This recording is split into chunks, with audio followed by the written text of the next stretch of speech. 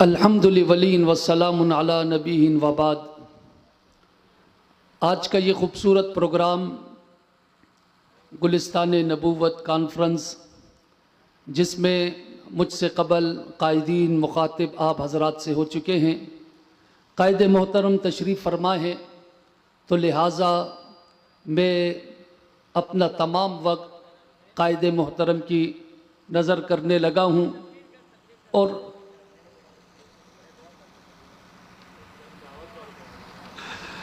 بہرحال عنوان گلستان نبوت ہے،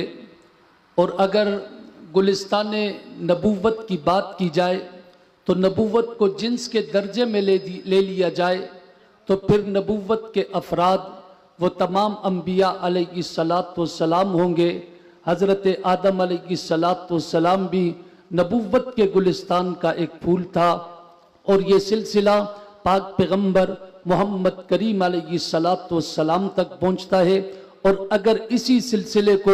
اضافت کے ساتھ لیا جائے تو پھر پاک پیغمبر کے صحابہ محمد کریم علیہ السلام کے یار اصحاب رسول اس سے مراد ہوں گے۔ پاک پیغمبر کی شخصیت چونکہ مرکزی شخصیت ہے، پاک پیغمبر کو رب نے نبوت کا مرکز بنایا ہے، اس لیے آپ علیہ السلام نبوت کے عنوان میں پاک پیغمبر کی ذات بابرکات مرکز ہے۔ تمام انبیاء علیہ السلام کی عظمتوں کا، تمام انبیاء علیہ السلام کی نبوت کا، اور اگر دوسری طرف دیکھا جائے تو صحابہ کرام کا مرکز بھی پاک پیغمبر کی ذات بابرکات تھا۔ اس وجہ سے گلستان نبوت کا عنوان اگر یوں جوڑا جائے تب بھی پاک پیغمبر کی عظمت آشکارا ہوتی ہے، اگر گلستان نبوت کا عنوان یوں جوڑا جائے تب بھی پاک پیغمبر علیہ السلام کے اصحاب کی وجہ سے حضور علیہ السلام کی عظمت ظاہر ہوتی ہے۔ رب کریم نے پاک پیغمبر کی صفت کو بیان کرتے ہوئے کہا، محمد الرسول اللہ والذین معہ اشداء علی الکفار۔ محمد الرسول اللہ، علماء نے لکھا ہے محمد الرسول اللہ، ایک جملہ تو یہ بنتا ہے، یعنی پاک پیغمبر کی نبوت کی خبر ہے کہ اللہ رب العالمین نے پاک پیغمبر کو رسول اور نبی بنا کر بھیجا ہے، یہ رب خبر دینا چاہتا ہے۔ اور دوسرے عنوان سے اگر اس آیات کو دیکھا جائے تو یہ پاک پیغمبر کی صفت کو بیان کیا جا رہا ہے، محمد الرسول اللہ۔ آگے رب کریم نے پاک پیغمبر کی صفت کو بیان نہیں کیا، بلکہ رب کریم نے پاک پیغمبر کی عظمت کے لیے، پاک پیغمبر کی شان کے لیے، پاک پیغمبر کی رفت کے لیے، پاک پیغمبر کی نبوت کے لیے، پاک پیغمبر کی حقانیت کے لیے،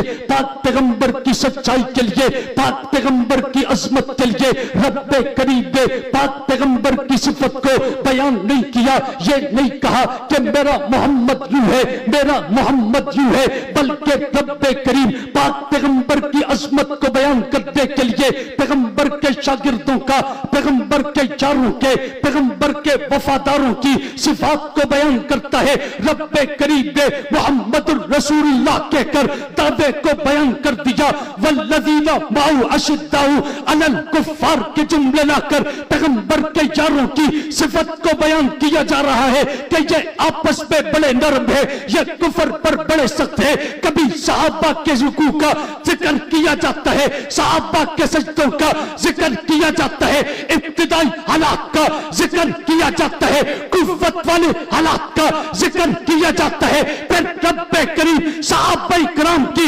صفت کو بیان کر کے اشارہ کرتا ہے، جب محمد کے صحابہ اتنی عظمت والے، جب محمد کے یار اتنی صفات والے، جب محمد کے شاگرد اتنی عظمت والے ہیں، اس محمد کی عظمت کی کیا بات ہے، مقام کی کیا بات ہے، رفعت کی کیا بات ہے، عظمت کی کیا بات ہے، شان کی کیا بات ہے۔